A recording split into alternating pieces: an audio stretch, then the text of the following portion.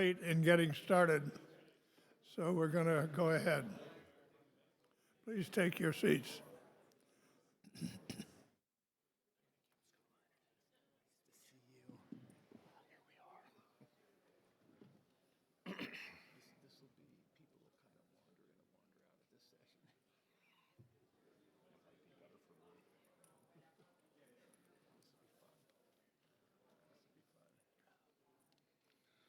We have an outstanding panel that will talk about the interaction of markets and policy. All of this is contributing to the Fed's review of its strategies and its communication policy. So I'm going to make a few comments before I let the panel go. The panel will talk just in the sequence that's here with Laurie first, then Mickey, then Scott. But here are some comments that I offer for the Fed. First of all, when I was Secretary of Treasury, I appointed a little committee to advise, and I persuaded my friend Bill Martin, former chairman of the Fed, to be a member of it. And after I left office, I became a member, and we're sitting in our, having a discussion, and Bill Miller, who then was chairman of the Fed, came to see us. And he was, for some reason, getting worried about foreign exchange problems. And he was worried about the dollar. And he said, I've said this about the dollar, I've said this about the dollar. What should I say about the dollar? There was a sort of a dead silence. And then Bill Martin's squeaky voice came, you should say less. There's a point there. Then there's another suggestion. You remember the great slugger Ted Williams for the Red Sox? And he was the last major leaguer to hit 400. And he never said much, and some reporter yelled at him once, hey, Ted, why ain't you talking? He said, I let my bat do the talking. So the Fed has a big bat. And of course they can say something, but I think they should take the advice of Bill Martin and Ted Williams, and because sometimes the talk is confusing.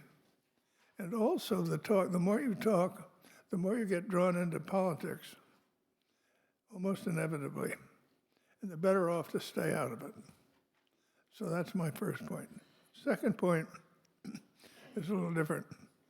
And it is my worry right now, in particular, that, not with the Fed so much, but generally, that people forget that classical, orthodox, Milton Friedman-like policies have worked.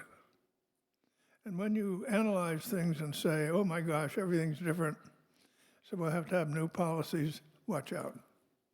Because classical, orthodox policies work. So here's an example. In the Johnson administration, they had Vietnam and they had this great society, guns and butter, and people were worried about inflation. And the Council of Economic Advisors put out a view that they issued what were called guidelines for wage and price changes, the guidelines to guide companies and others what they should do. And I read this and I thought, gee, that worries me a little because it's the conceptual underpinning of wage and price controls. So I had a conference at the University of Chicago where I was teaching and on the subject, and Milton Friedman gave a terrific talk, and Bob Solow came and talked about the case. His title was The Case Against the Guidelines. So it was a very lively discussion. And then we published a book doing it, so the subject was on my mind. I appointed Secretary of Labor, and that's a different atmosphere. I'm worried about changing policies toward emergency disputes, discrimination in the workplace, working with Pat Moynihan on welfare reform, things like that.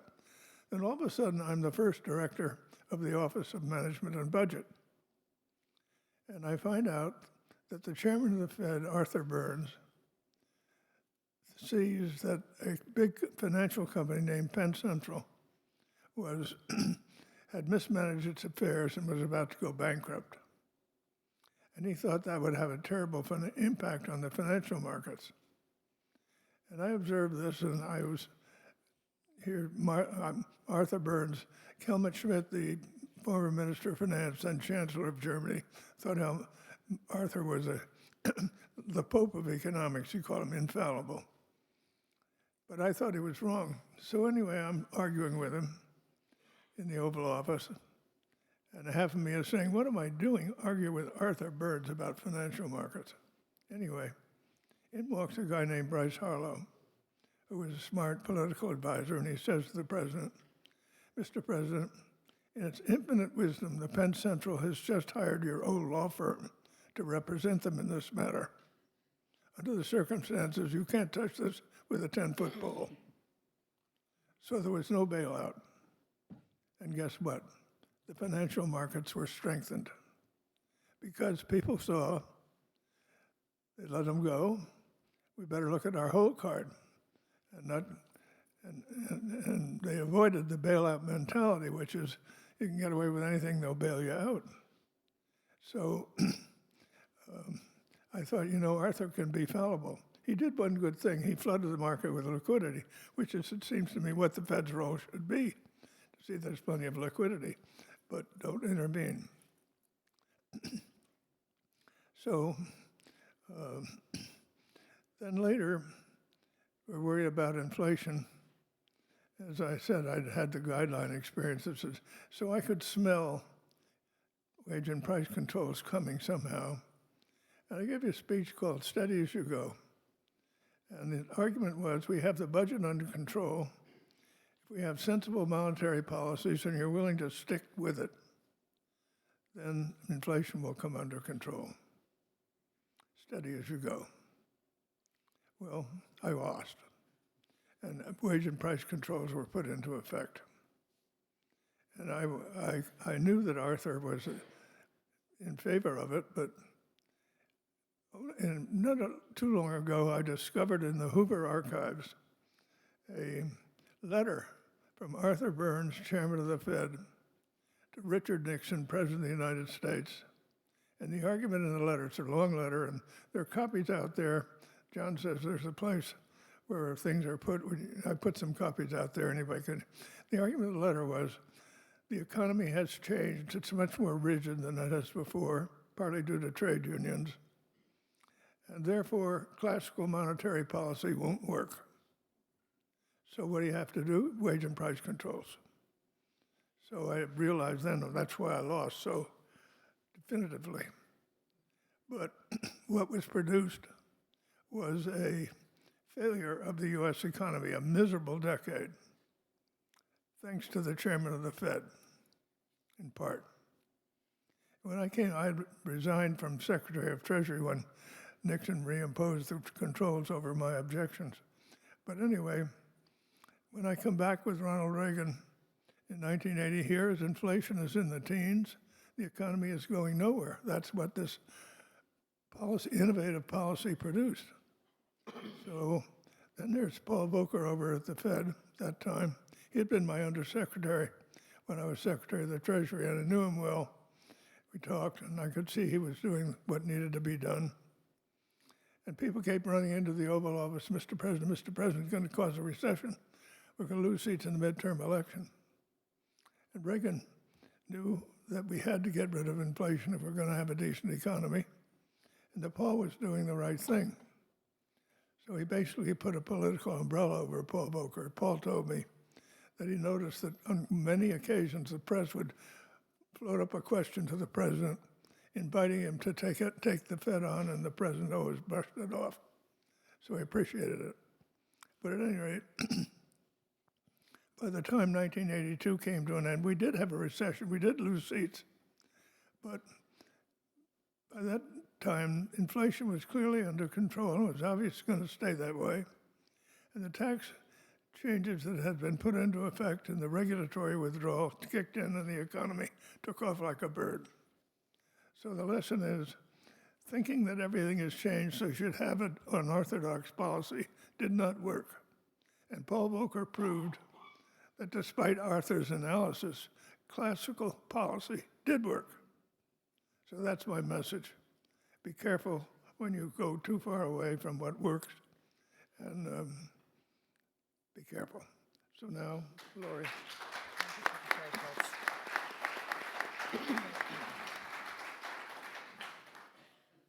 In my remarks today, I will consider specifically the interaction between the stock market and the monetary policy of the Federal Reserve, which is set to foster economic conditions to achieve the dual mandate objectives of maximal employment and price stability. I want to try to reconcile seemingly conflicting evidence when we interpret stock markets in the aggregate and when we consider an individual firm which trades in the market. As we consider stocks in the market, there are important differences between common or correlated risks and idiosyncratic or independent risks. When we combine many stocks into a portfolio, firm-specific risks diversify away, while systematic risk remains. This important insight is helpful in understanding the drivers by which Fed policy does and does not affect valuations at both the firm and aggregate levels. Let me first look at the firm level. While we know that much of firm-specific risk diversifies in the aggregate, this does not reduce the importance of idiosyncratic factors to a particular firm. Hence, while all corporations monitor, evaluate, and forecast the macroeconomic environment, and thus implicitly engage in a degree of Fed watching, firms and the investors who value them are also intensely concerned about the firm's own microeconomic prospects, not only in the short term, but also in the medium and longer term. Let me develop this logic through the lens of corporate finance. When we value a firm in corporate finance, one common approach is to use the discounted free cash flow model. We calculate the present value of the expected stream of future free cash flows that the firm will have available to pay its investors. In the next few minutes, I will identify the key drivers of this valuation with the goal of identifying where Fed policy does and does not have a first-order effect on the value of a specific firm. Let's start with the discount rate, which is the cost of capital used to take the present value of the forecasted future free cash flows. For unit consistency between those cash flows and their discount rate, we use firm enterprise level values after corporate taxation, typically in nominal terms. The firm's WACC equals its weighted average cost of capital, the affected after-tax cost of capital to the firm. Since WACC equals the weighted average of the cost of equity and the after-tax cost of debt, its three critical components are the cost of equity, the after-tax cost of debt, and the weights which reflect the firm's leverage ratio. Using CAPM methodology, for example, this entails a nominal risk-free rate, the expected market risk premium, the company's equity beta, the company's debt beta, the marginal corporate tax rate, and the market measure of the proportion of debt to firm value. So which of these key drivers are and aren't affected by Fed policy? Since all firms' costs of capital are derived similarly, firms are commonly affected through the risk-free rate, the equity risk premium, and the tax code, and individually affected through their beta units of priced risk and their leverage capacity. Monetary policy affects the risk-free rate through the rate the Fed sets, and uncertainty about future policy affects the risk premium. It is the firm's asset risk and debt capacity, though, which are unaffected by monetary policy, that uniquely defines the cost of capital. Let's next consider the firm's free cash flows, which each year equal the earnings generated from both its core and new investments. To capture cash flows from current investments, we measure NOPLAT, net operating profit less adjusted taxes. To capture cash flows from investments in new capital, we measure net investment. Firms deciding how to deploy and allocate their capital, choosing between investments and payment to claimants. The firm's net investment creates value when it's positive net present value. That is, when it earns a rate of return above the firm's WACC. Said differently, because investment reduces free cash flow in the short run, to be warranted, an investment must generate sufficiently larger free cash flow in the future. So which of these key drivers are and aren't affected by Fed policy? Since all firms' free cash flows are derived similarly, firms are commonly affected through aggregate business cycles and aggregate long-term growth rates, including long-term inflation, and individually affected through their specific business conditions and investment opportunities. Monetary policy clearly affects inflation and may affect aggregate cyclical conditions. It is the firm's current competitive advantage and longer-term real growth opportunities, though, which are unaffected by monetary policy, that uniquely define their free cash flows. Collectively, therefore, monetary policy can affect the risk-free rate and inflation, the risk premia, and the business cycle. It does not, however, affect a firm's asset risk, specific leverage capacity, or idiosyncratic business conditions and investment opportunities which generate long-term real growth. At the firm level, vector autoregressions allow us to decompose innovations in stock returns into news about cash flows and news about discount rates. At the firm level, news about expected future cash flows is an important determinant of firm stock returns. Voltneo, for example, shows that a firm's stock return at the firm level, the variance of news about cash flows is twice that of the variance of news about discount rates. This suggests a limited role for monetary policy's impact on individual stock returns.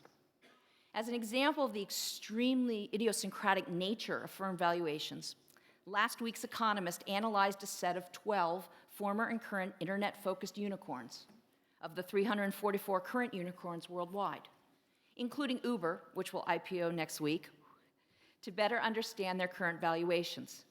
Unicorns are private companies, each with a value of at least $1 billion, and these 12 companies have a combined value in excess of $1/3 of $1 trillion. To justify those current valuations, these 12 firms each must be expected to increase their sales by a compound annual rate of 49% for 10 years.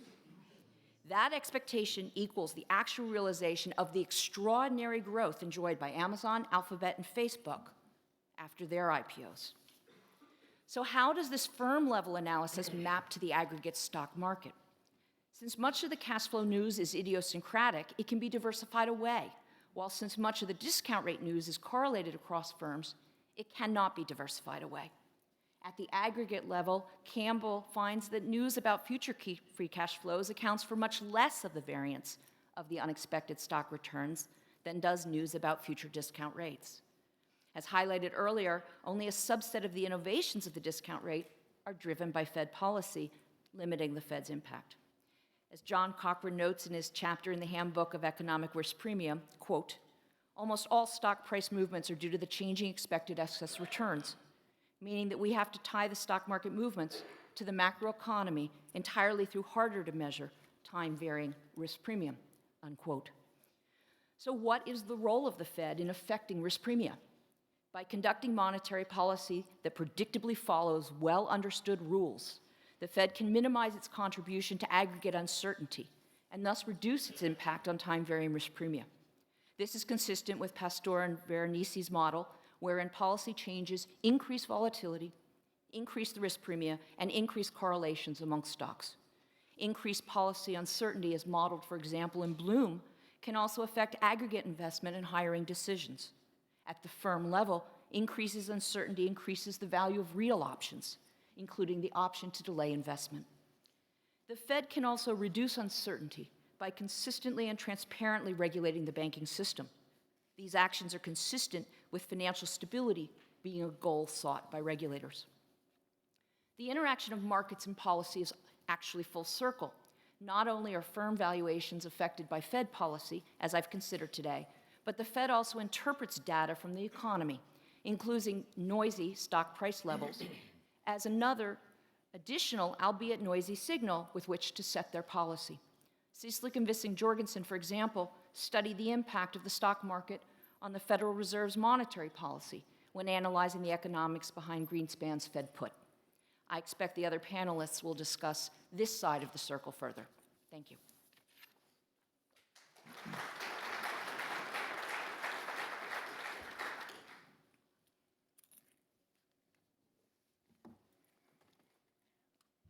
I argue from years of experience that the Fed has created has a very unhealthy relationship with financial markets.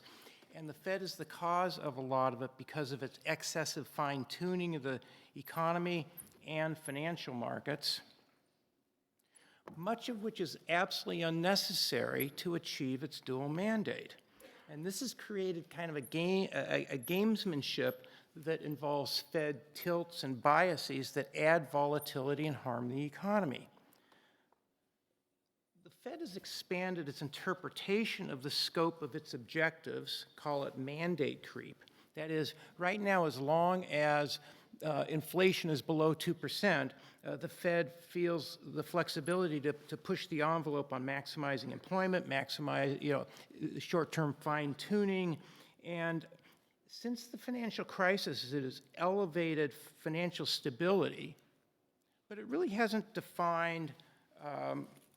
carefully defined what financial stability and macroprudential risk management is. And so the result has been a financial fine-tuning, and it does react asymmetrically to the stock market. And here, Rich Clarita's speech today was great, and I applaud him in part by not even mentioning the stock market. So simultaneously with this expanded scope of monetary policy, it has expanded the scope of monetary tools it uses. In particular, its balance sheet, which began as an emergency policy, is now an ongoing part of the policy toolkit with expanded roles it perceives in using, for which it uses the balance sheet. But it's also dramatically expanded the role of communications and forward guidance. And all of this adds up to, in my mind, excessive communications, Professor Shultz, and excessive complexity in using the tools and having expanded the mandate to achieve what it's truly supposed to do. So the Fed has expanded its interpretation of data dependence to include the stock market, but the stock market's proved to be a very unreliable forecaster of the economy, and the Fed's discretionary approach to conducting monetary policy has generated a lot of inconsistency and tilts, particularly against stock market corrections. So the Fed needs to take corrective action here because the markets are always going to follow the Fed, and the Fed has to take the lead in changing some of its operating procedures, reining in the scope of what monetary policy is mandated to do, and also becoming much clearer on how it communicates. And this obviously requires, I would like to see a more rules-based guideline, but once again, the Fed needs to rein in its focus and commentary on current near-term economic conditions that have very little to do with its dual mandate and are beyond the control of monetary policy. And the FOMC members, I urge them to comment less on high-frequency data release. This gives the wrong impression. When I go and visit portfolio managers around the world, 90% of them perceive that the Fed's role is to manage the real economy. And I think the Fed has to take the step in breaking that and retraining markets. So, and also, except in absolute extremes, I see no reason why Fed members should comment publicly on the stock market. So here are the recommendations I have for the Fed. Seize its excessive focus on the commentary on current market conditions, and when they do provide commentary on the economy, they should relate it to their long-run dual mandate. Secondly, on their official policy statement following each FOMC meeting, I recommend that they reorder the current statement, and they start out by relating current monetary policy to the long-run dual mandate. And that's just a reordering rather than starting out with a paragraph on their perception of the economy. Secondly, I recommend separate balances of risks on inflation and unemployment or the economy. Don't blend them together and get too caught up with the language. Don't drop them temporarily. And thirdly, I think the Fed's policy statement should always include its strategy on the balance sheet, even though it thinks interest rates are the most important policy tool. Now, for the Fed's quarterly forecasts, these are very important forward guidance. The dots have created more confusion than transparency, and so the SEPs should emphasize uncertainties and conditionality of monetary policy. And currently the central tendency forecasts and ranges are too oftenly perceived to be measures of uncertainty when in fact they're not, and more often than not, the actual outcomes, particularly since 2010, are way outside that range. Now, optimally, we would like the Fed to adopt a rules-based guideline for achieving the mandate that would allow alternative Fed funds rate paths to be associated with different economic outcomes. But the Fed has concluded that it would be very difficult for the committee to come up with a single forecast methodology. So my suggestions are based in part on a great presentation that Loretta Mester made in 2017 to the Shadow Open Market Committee, and then some Fed researchers, Reifschneider and Tulip, did some research where they looked at, they calculated the root mean squared error of real GDP forecasts, not just by the Fed, but by the Fed, the administration, the CBO, the blue chip, and they found that the actual Fed median forecast, plus or minus this root mean squared error, captured about 70% of actual observations. So that's a good start. So all I do is say, okay, so going forward, here's what I recommend. Rather than ask every FOMC member before a meeting, before the quarterly meetings, to come up with their own measured confidence interval, they would be provided like this 70% confidence interval, about one standard deviation, and they would provide, this is a hypothetical table. This is what I recommend for the new SEP based on March. And so the Fed members would submit their best forecast, and then it would show plus or minus the calculated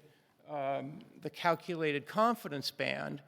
And then so footnotes A and B around each of those medians would be just the median of the confidence bands. And please note that I recommend that the SEPs include the Fed's forecast of nominal GDP in addition to the others, because it would emphasize that that's the broadest measure of economic activity that the Fed affects, and whereas real GDP and inflation are derived from nominal GDP. And then each FOMC member would submit before the quarterly meetings 3 Fed funds rate forecasts, one based on their best forecast, and then one based on those the confidence intervals. And then, as is currently the process, after a debate, they could edit it. By the way, the FOMC staff would be asked to go through the same exercise, and then what would come out would be this would be an SEP table where you would see the median on the Fed funds rate, but you would also see the Fed funds rate forecast by the FOMC members, all combined, that are associated or most appropriate with those confidence intervals around the median forecast. And this would replace the central tendency forecasts and ranges, which really don't tell you that much. Now, the Fed staff would also include their table 2. I don't show it here because it'd be redundant. And then here's the new dot plot. Okay, so you see the dot plot, instead of showing every FOMC's members' forecasts, and it's confusing because you can't relate it to their specific economic and inflation forecast. You would show the median dot, that is the year-end appropriate forecast for the funds rate based on the baseline, and it would show two other dots for that period based on the 70%, approximate 70, calculated 70% confidence interval. If the Fed finds this too radical, and these are just hypotheticals, here's a hypothetical where you get these and do all the dots, but you would put it in a broader 70% confidence interval band. I don't like this. I would much rather go and just stop it right here. And one of the benefits of this is, there are a lot of benefits. It would show the committee having a forecast. In addition, within the FOMC deliberations, it would force the Fed to think outside of that baseline forecast to how they would respond to economic growth being in reasonable ranges. And I think that would be a big plus. And if they align this with their policy statement, I think it would help the Fed better align the changes in their forecast to the changes in their risk assessments of inflation and the economy or inflation. So I think it would help internally quite a bit. And then when we think about how markets might respond, I think it would be very, very positive. Virtually every large portfolio manager I speak with would say good riddance to the dots. They would very quickly learn how to map the different alternative Fed funds rate forecasts by the FOMC to the different confidence intervals on inflation and real growth. And so the markets would be happy. They really wouldn't miss the dot plots. And so I think this would just be a positive step, but it's all within the context of this unhealthy relationship that is just built up and seems to be reinforcing and compounding. And I think the Fed has to take the first step and say, wait a second, rather than just make all this commentary about, short-term economic fluctuations and stock market fluctuations that have very, very little to do with achieving its dual mandate. If it reined in the focus of the scope of monetary policy and really thought seriously about the policy tool creep, so it got back to a much more simplified way of achieving its dual mandate, then I think everybody would be better off. Thank you.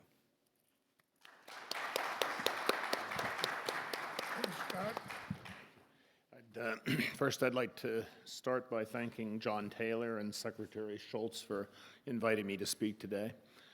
As I am not a central banker, maybe one of the few, not in the room, I would like to limit my discussion to the market feedback effects of central bank operations under an inflation targeting regime. I want to begin today's presentation by asking you to indulge me in a thought experiment. There are competing and perhaps competitive complementary theories to explain the term structure of interest rates, with which we are all well acquainted. Four of the best known of these are presented on this slide.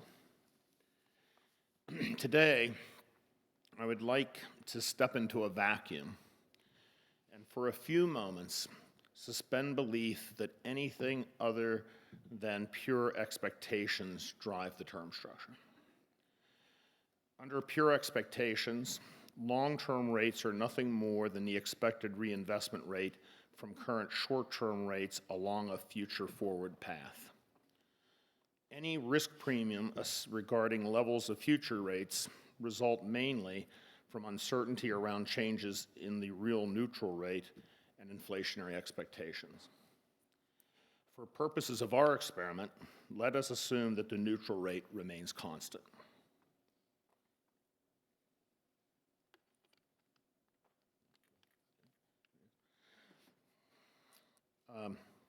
Over the past 30 years, long-term rates have fallen as inflation expectations have declined as a result of disciplined monetary policy.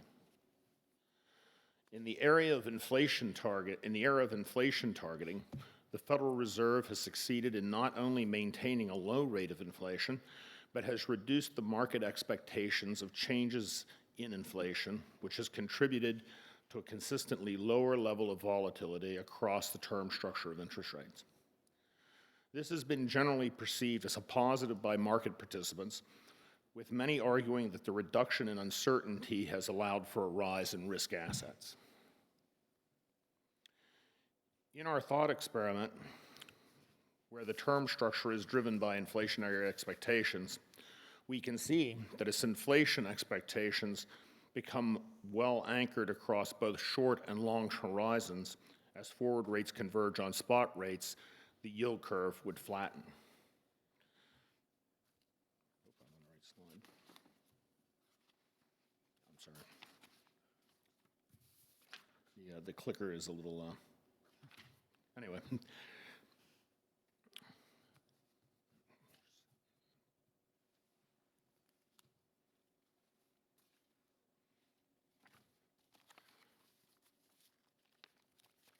To digress for a moment, under pure expectations, changes in levels in levels of rates could be driven by changes in expectations of the neutral rate, but let's set that aside and return to our hypothetical world where inflation expectations are the only driver.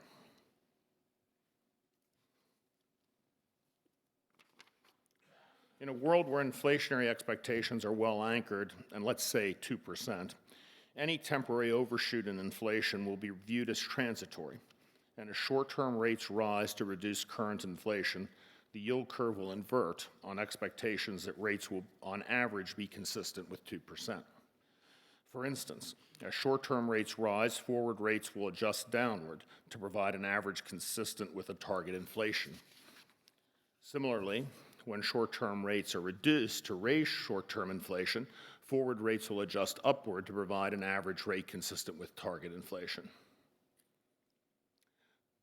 Therefore, market participants conclude that the shape of the yield curve conveys important information about the stance of monetary policy. Historically, as the real Fed funds rate approaches and then exceeds the neutral rate, the yield curve flattens. Stable inflation expectations also help to explain the depressed levels of the term premium. One way to see this is by looking at dispersions of forecasts for long-term inflation, which are currently near historical lows, coinciding with the new low term structure. By targeting inflation, the volatility of long-term rates is reduced. With reduced volatility, the ability for long-term rates to signal inflation expectations changes, and the stance of monetary policy is greatly diminished. Given current policy, where the overnight rate is pegged, short-term rates are inhibited from providing a market feedback signal. Therefore, market participants look elsewhere for market signals to evaluate the appropriate target of the nominal short-term rate consistent with price stability. Monetary aggregates can provide useful information to market participants about future economic conditions, but may not be sufficient to guide policy. This chart demonstrates how money growth can be an important signal of future economic activity. Given reduced rate volatility, financial conditions are becoming a more important indicator of future Fed policy as the market perceives a Fed reaction function to financial stress. While monetary aggregates and financial conditions provide useful information to market participants, both fail to provide a contemporaneous feedback about the degree of monetary accommodation or restrictiveness relative to the Fed's mandate of full employment and price stability on a real-time basis. Anchored inflation expectations at 2% lead to a flatter yield curve at low interest rates, a short-term overshoot of the inflation target should have little effect on long-term rates, and the increased likelihood of a yield curve inversion associated with what would otherwise be viewed as a relatively modest increase in rates. Anchored inflation expectations reduce the efficacy of the market signals provided by changes and levels of interest rates. Reduced volatility of interest rates increases investor complacency, heightening financial stability risks. Current policy virtually assures that previously unconventional tools such as QE will remain a permanent and necessary feature given proximity to the zero lower bound and the muted ability of rates to signal changes in the real economy, which increases instability in financial assets. The best solution may well be to allow more volatility in short-term rates to provide a contemporaneous market signal reflecting the degree of monetary restrictiveness or accommodation relative to the real economy, thus removing subjectivity around the appropriate target rate, which can increase the risk of policy error.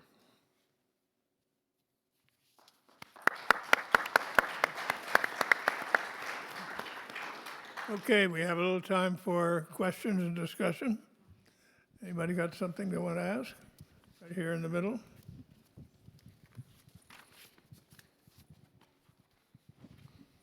Yeah, I want to address Mickey's point about adding the NGDP line to the summary economic projections. Mickey, I think that's a very good idea. Jeff Frankel's got an article coming out in the Cato Journal on that same topic, making the same recommendation. I wanted to ask you a question because once you think about that, you think about what the value is. And in December, of course, with the rate hike, some people think it was unwarranted. And in January, Powell decided to give a signal of patience, and now there's not going to be any more rate increases. If that NGDP growth target had been in that SEP statement, and if the growth target had been specified, let's say at 5%, 3 real growth and 2 inflation, they would have seen that the actual growth rate in nominal GDP around that time was pretty much on target, which would have meant no rate increase.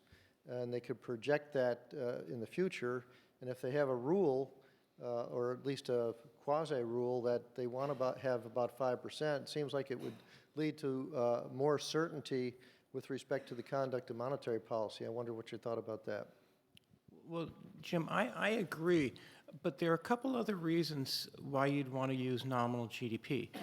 One is it's the broadest measure of economic activity that the Fed's monetary policy affects. And if you think about it, real GDP and inflation, well, real GDP is a derived number. It's derived from nominal, and from which they subtract quality-adjusted inflation. And if you ever looked at how the BEA estimates quality adjustment, they try their best, but there's a lot of flexibility and judgment in there. So part of the reason for focusing on nominal is that's what the Fed affects. Secondly is, the Fed cannot control productivity, so it should aim for nominal, and real growth is going to be affected by real variables, and I think that's important. But I'd like to make another point regarding December of 2018. If you look at the Fed, what the Fed did, what Powell, what the policy statement said, Powell's press conference, they were inconsistent with how the minutes portrayed what the Fed members were debating, and they were also inconsistent with the forecast. So what I'm suggesting is if they focus more, have separate risk assessments on the two sides of their dual mandate, and add nominal and have these forecasts show the SEPs with bands around the median, it better helps the Fed align up its forecasts, which are important forward guidance, along with its policy statement, and it gives better and easier to understand guidance to markets. Let me just say one word, a different word about Chairman Powell. He speaks with dignity. That's so refreshing in Washington. Question over here.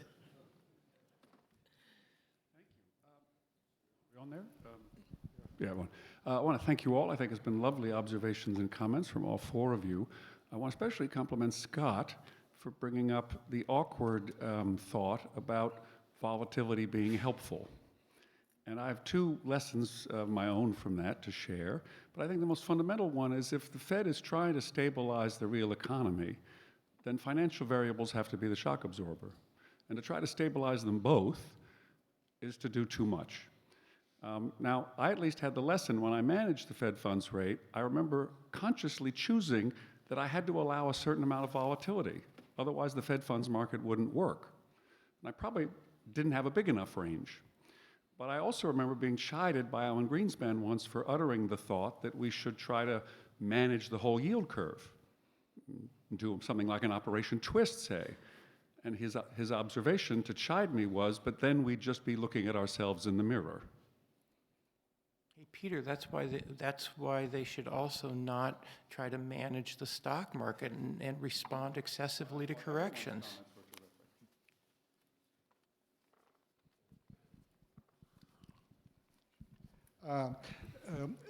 A little bit of more of a philosophical question. As you can guess from my accent, I grew up under the government dictatorship, so I don't like too much power when authorities have too much power. And today at lunch, we were reminded that rules are better than authorities. So I have a philosophical question. Would it make more sense if Federal Reserve would vote once a year or whenever on setting up the rules, but not continuously adjusting interest rate? Let it set up rules that adjust interest rate. And Federal Reserve votes on changing the rules, but not directly changing the interest rates. I'll just make a comment. It's just a comment, and that I think it's very important to have rules-based guidelines for the conduct of monetary policy. But then, as Rich Clarida told us this morning, you look at the data to see if you're on track, if monetary policy is on track with achieving your long-run objective. And I think that's the correct way to go. And I think a quarterly forecast is fine and changing. But the trap that the Fed, I think, has evolved into is becoming a little too fickle, a little too short-term oriented, both on the economic fluctuations and financial fluctuations, and it's not allowing, interest rates, exchange rates, and the stock markets to fluctuate, which are all important, and that harms the system and affects the Fed's credibility. I'd like to respond to the gentleman. I tend to think that the more we can allow for contemporaneous market feedback in prices, it reduces the risk of policy errors based on, for instance, changes in R star and other things which are very difficult to measure. And I think that the idea of having a targeted interest rate regime, whether it's a corridor system or even our current system, is failing to allow us to observe how restrictive monetary policy becomes. And I think our most recent incident occurred in the fourth quarter, where we saw short-term rates breaching IOER as the Federal Reserve was shrinking its balance sheet.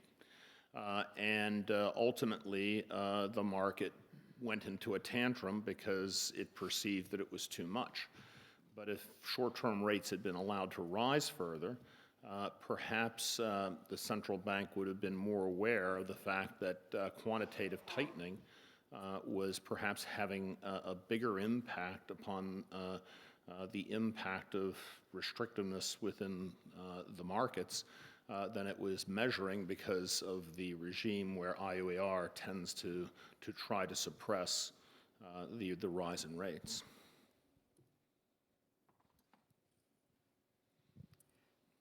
I sort of wanted to respond to, or sort of maybe push back a little bit on this sort of issue of dysfunctionality that Mickey raised. I mean, I think it's certainly true that the relationship between the Fed and the markets does seem a bit sort of dysfunctional at times, but sometimes some relationships just sort of have dysfunctionality kind of built into them, and it doesn't mean the relationship isn't valuable and enjoyable in other ways. And it seems to me that the sort of relationship between them, I'm speaking as an economist who works in financial markets, it seems to me that the relationship just has this dysfunctionality built into it, because the Fed is uncertain about the state of the economy. It knows that there are some signals in financial market prices about the state of the economy, and it also knows that the transmission of its policies goes through financial markets, and therefore, broader financial conditions is what affects the economy, and that's what it looks for. So that it's kind of inevitable that the Fed pays close attention to market developments, but it's equally inevitable that the market pays close attention to the Fed, right? Because what the Fed does affects all the prices that people of instruments that people are trading, and so I think some of the suggestions you make are kind of useful, and possibly the Fed at times may communicate too much or may communicate in confusing ways. But sometimes when people in the markets complain about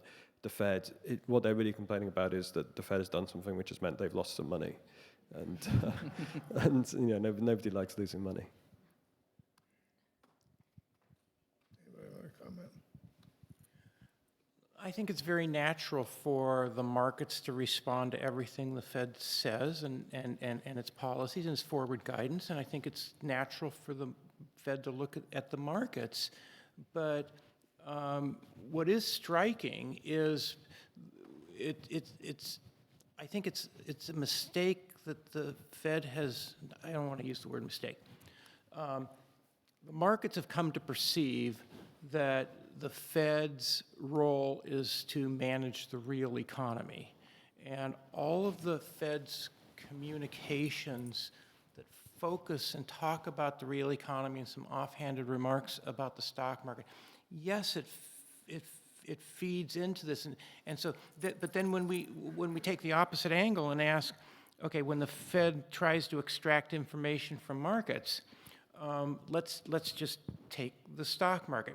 Does the stock market provide value-added insights about the economy and inflation above that which is provided by hard data and anecdotal evidence from CEOs of companies and all the Fed's models? And I would say no.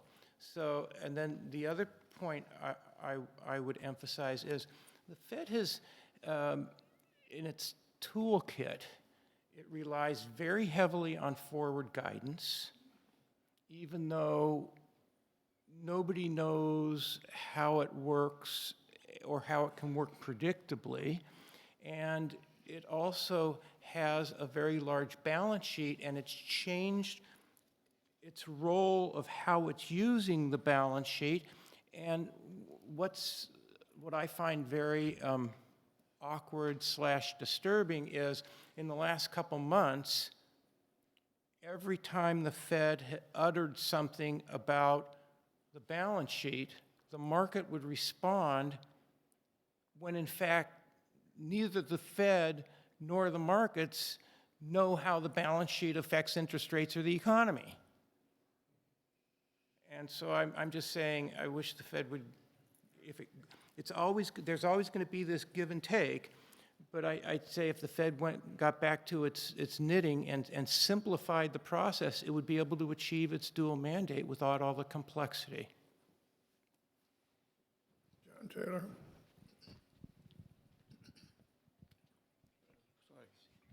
So one of the principles that's come out of research over the years of looking at good rules or strategies for central banks is they rarely include financial variables on the right-hand side.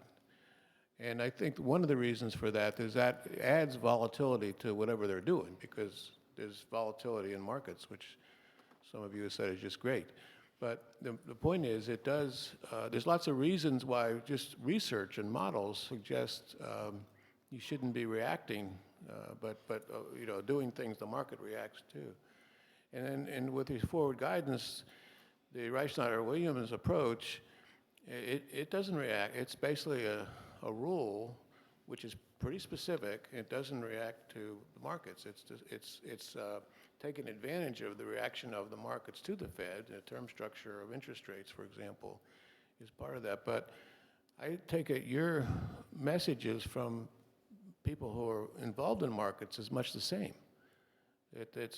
As much as you can, if there's any kind of a rule or strategy you're thinking about, it's best not to include the financial variables in that, at least not very much, at least dampen them. That's what I understand all of you saying in some way or the other. I don't know if that's correct. Certainly, Scott's point of letting the markets work some more is consistent with that, and Laurie's consistent with that, George is consistent with that. So it seems like that's kind of a message. Yeah, John, I think one of the comments that Mickey made a minute ago is that people, you know, that the Fed talks, you know, they think the Fed is managing the real economy. They're responsible for it. I would go a step further as a market participant and other people around me, the way they behave and talk. They seem to behave in a way that indicates that they think that the Fed has responsibility for managing the markets, which I find very troubling because obviously I don't see that in the Fed mandate. But I think that the abundance of communication, which may have actually been totally 100% necessary during the financial crisis, has changed the perspective of a lot of market participants to think that the Fed has more power than it actually does and has a responsibility that it doesn't have. Any other questions? Somebody over here? This was great. And as usual, I want to just expand on your remarks and put it in the context of our big question, the strategies for monetary policy. If we have another financial crisis, when we have another financial crisis, it will dwarf everything we've talked today about 2 to 3% inflation and R star and U star and all the rest of it. The Fed has, in fact, taken on a mandate of financial stability. As Laurie reminds us, however, its tools are a little limited. The link between short-term interest rates and asset prices, even if it wanted to use that, is tenuous at best. It's about risk premiums.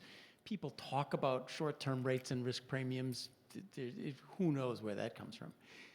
Scott and Mickey have, I think, pointed out the Fed should talk differently, but the Fed's ability to influence things by talking is even less than its ability to influence things by short-term interest rates. What's going on?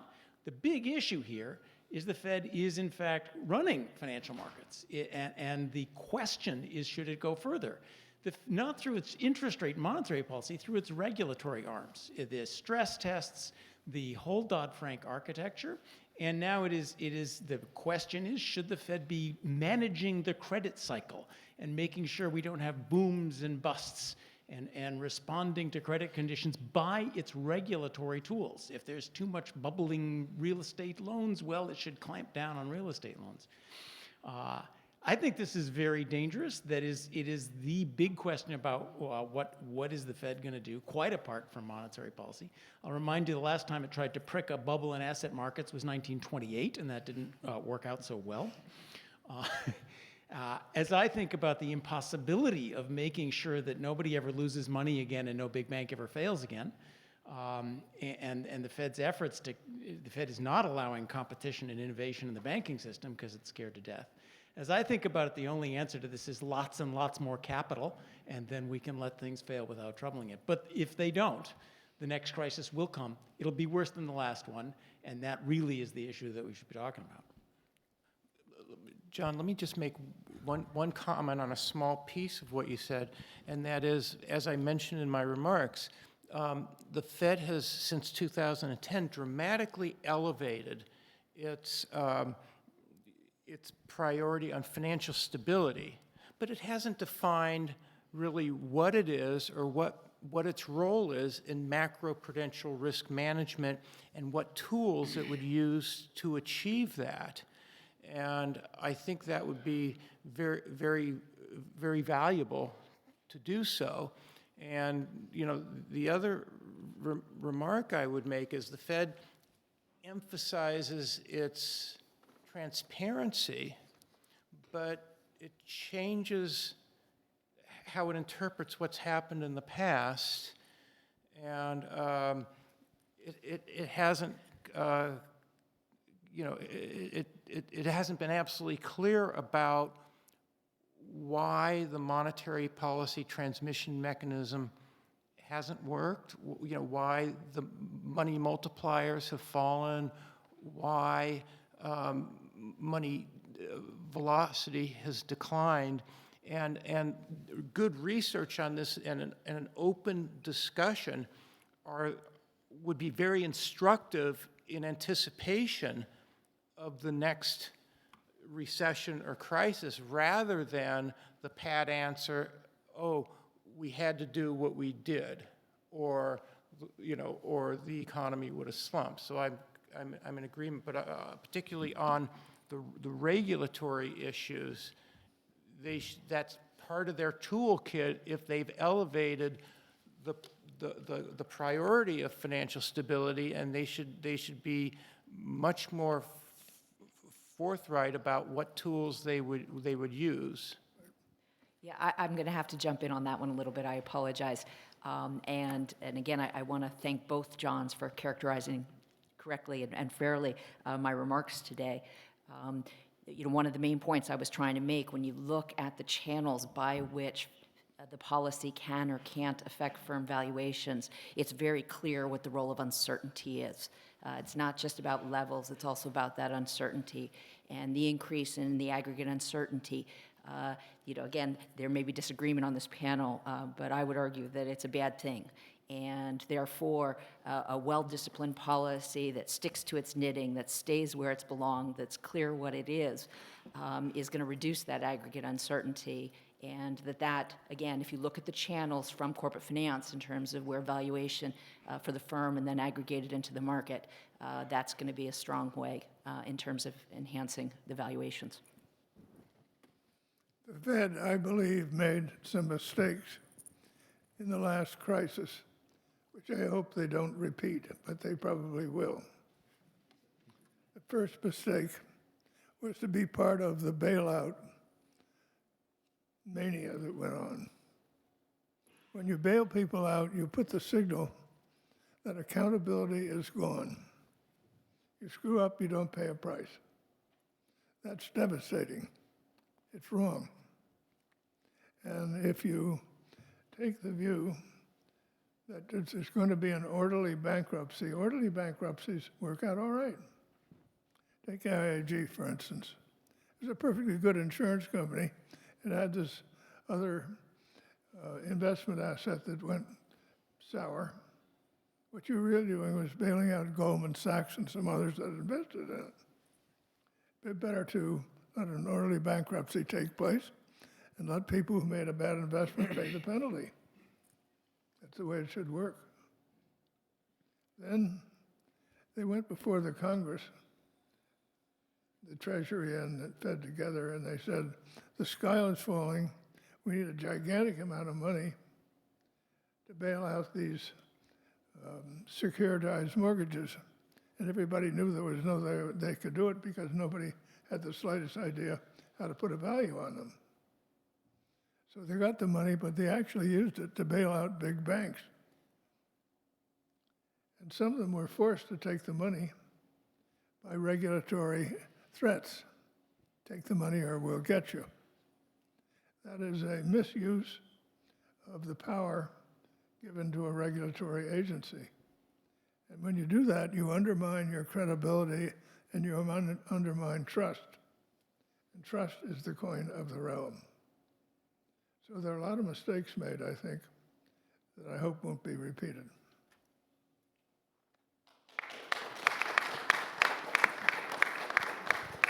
Anybody else? Okay, well, thank you very much, panel. Outstanding.